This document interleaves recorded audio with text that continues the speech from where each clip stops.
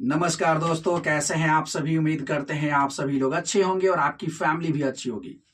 दरअसल एक पिता अपने 17 साल के बेटे को कॉलेज जाने के लिए उसको बस स्टॉप पर ड्रॉप करते हैं। उसके बाद वो वहां से चले जाते हैं। बेटा जो है बस का इंतजार कर रहा होता है, तभी एक शख्स वहां पर पहुंचता है और उस लड़के को एसिड से नहला देता है और वो लड़का वहीं पर तड़पने लगता है। और जिसको तड़पते देख आसपास के लोग वहां पर जौर होते हैं और उसको आनन फानन में हॉस्पिटल पहुंचाया जाता है। और उसके बाद ये मामला जो है पूरे प्रदेश में आग की तरह फैल जाता है। तो दोस्तों, आज हम इस कहानी में जानेंगे कि आखिरकार वो शख्स कौन है जो इस लड़के को जो है एसिड से नहला देते हैं, और आखिरकार प्रशासन जो है किस प्रकार से इस शख्स को जो है पकड़ती है और इस पूरे मिस्ट्री को सुलझाती है। तो दोस्तों, आज की जो सच्ची घटना हम आपको सुनाने जा रहे हैं वो गोवा की है, जहां पर एक पिता जो है अपने 17 साल के बेटे, जिसका नाम ऋषभ होता है, उसको कॉलेज जाने के लिए उसको बस स्टॉप पर जो है ड्रॉप करते हैं। और ड्रॉप करने के बाद पिता जो है वहां से घर की ओर चले जाते हैं। ऋषभ वहीं पर खड़े होकर बस का जो है इंतजार कर रहा होता है। तभी एक ब्लैक जो है रेन कोट पहने हुए शख्स जो है स्कूटर से वहां पर पहुंचता है और उसके नजदीक में जो है रोकता है।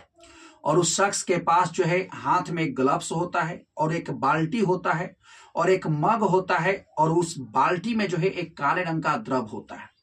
उसके बाद था क्या, वो शख्स जो है मग से उस काले रंग के द्रव को जो है निकालता है और उस 17 साल के ऋषभ पर जो है लगातार फेंकना शुरू करता है। ऋषभ इससे जलन महसूस करता है और उसके बाद तड़पने लगता है और वो तड़पते तड़पते वहीं पर गिर जाता है। और जैसे ही ये तड़प रहा था, ये शख्स जो कि उस पर इस काले द्रव को जो है फेंक रहा था, वो वहां से रफो चक्कर हो जाता है। वहां के आसपास के लोग तब तक समझ पाते, वो शख्स वहां से भाग चुका था। वहां के आसपास के लोग जो है उस लड़के के पास आते हैं और देखते हैं कि वो तड़प रहा होता है। उसके बाद तुरंत जो है उस लड़के के मोबाइल से जो है उसके पिताजी को कॉल किया जाता है और उनको बताया जाता है कि आपका लड़का जो है यहाँ पर एसिड के अटैक से जूझ रहा है। और आनन फानन में उसके पिताजी आते हैं और उस लड़के को जो है हॉस्पिटल में दाखिल कराया जाता है। उसके बाद तमाम जो है अलग अलग प्रकार के सर्जन, जितने भी जरूरत होता है वो सभी सर्जन वहां पर पहुंचते हैं मौके पर। वो लड़का जो है 80% जो है लगभग जल चुका होता है, लेकिन फिर भी अस्पताल की तरफ से जो है पूरा प्रयास किया जा रहा है कि जितना भी हो सके उस बच्चे को बचाया जा सके। और हालांकि एसिड अटैक से उस लड़के का अंदरूनी ऑर्गन भी जो है वो काफी सारा जल चुका है, लेकिन अभी भी प्रयास जारी है। लेकिन अब प्रशासन के सामने अब सबसे बड़ी चुनौती यह थी कि आखिरकार ये घटना को अंजाम देने वाला वो शख्स कौन था। अब प्रशासन घटना स्थल पर पहुंचती है और जो लोग वहां पर मौजूद थे उनसे पूछताछ करती है। उसी बीच कुछ लोग जो थे उस गाड़ी का जो है नंबर नोट कर लिए थे और ये गाड़ी का नंबर जो है ये प्रशासन को देते हैं। और गाड़ी के नंबर के सहारे जो है प्रशासन उस व्यक्ति का जो है नाम तलाश लेती है और उस व्यक्ति का नाम होता है नीलेश।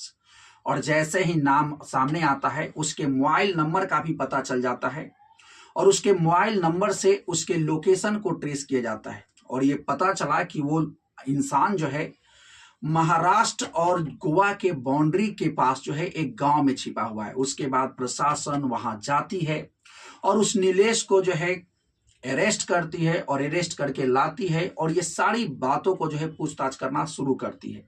हालांकि नीलेश जो है बहुत ज्यादा तामझाम नहीं करता है, वो तुरंत इस बात को एक्सेप्ट कर लेता है कि हाँ, हमने ही इस लड़के पर जो है एसिड से अटैक किया था।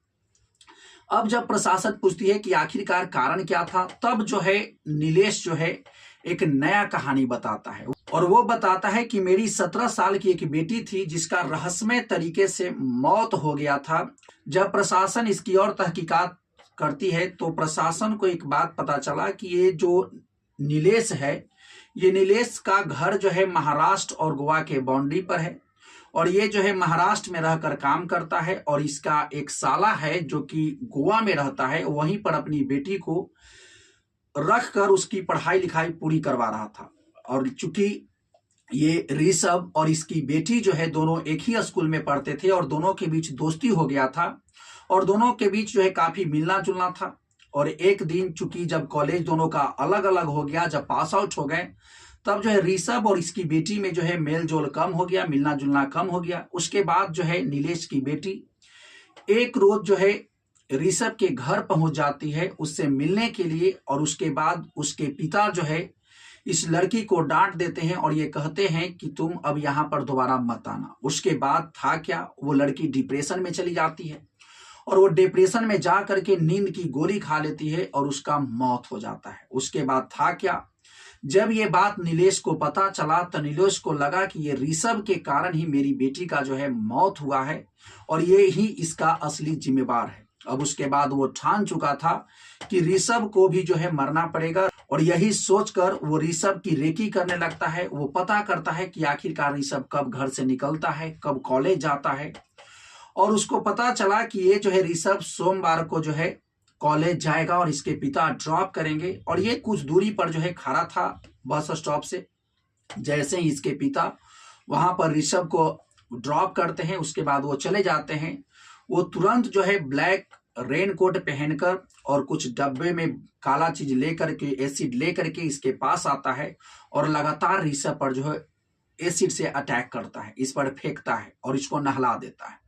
और उसके बाद ये सारी घटना जो है ये सामने आती है और उसके बाद ऋषभ तड़पता है। आसपास के लोग वहां जौर होते हैं और उसको आनन फानन में हॉस्पिटल पहुंचाया जाता है।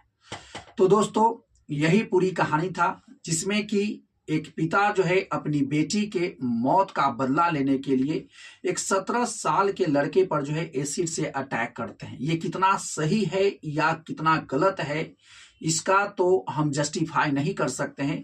यदि आपको लगता है कि इसमें क्या होना चाहिए था तो कमेंट बॉक्स में कमेंट करके बताइए। हालांकि किसी का भी जान लेना ये उचित नहीं है, ये कानून की नजर में गलत है, हालांकि ऐसा नहीं होना चाहिए। लेकिन फिर भी जो भी हो, अब ये पकड़े जा चुके हैं, इन पर कार्रवाई होगी। तो दोस्तों ये कहानी सुनाने का उद्देश्य किसी को हताश करना या परेशान करना नहीं है, बल्कि आपको जागरूक करना है, आपको सचेत करना है। यदि आप इसी प्रकार से क्राइम से संबंधित स्टोरी सुनना चाहते हैं, जानना चाहते हैं, तो इस चैनल से जुड़िए, चैनल को सब्सक्राइब कीजिए। तो चलिए मिलते हैं नेक्स्ट वीडियो में नेक्स्ट क्राइम के कहानी के साथ। तब तक के लिए थैंक यू।